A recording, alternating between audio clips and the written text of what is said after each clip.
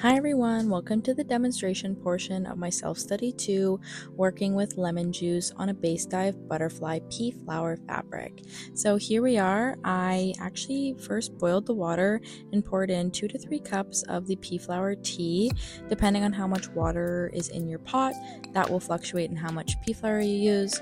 I let that color really be brought out before I added in the fabric. And then once I did that, I let it sit until some more color went through. I then added in soda ash, which changed the color of the water into a really deep green.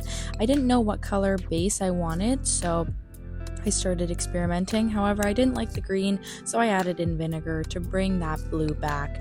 Once that was done, I threw out the tea bags, and this is the color that we got.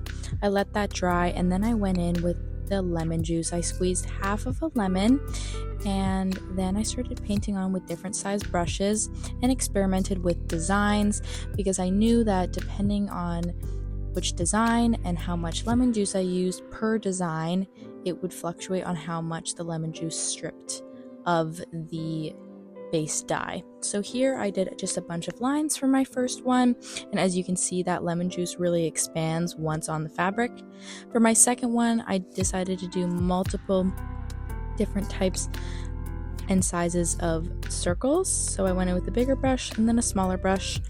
And then for my last one, I did some swirls. These last two designs used a lot more lemon juice, which in the end actually brought out that lack of color by the end of it. This is the second round. Once that first round had dried, I went in with the second one because it was much more pale. So here we are. You can see a very faint design.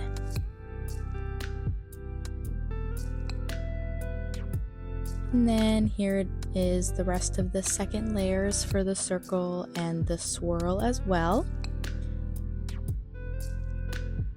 I found that layering was quite fun because since I did leave the pea flower in for longer and I got the color much darker, I needed multiple layers of the lemon juice. Here's the finished product.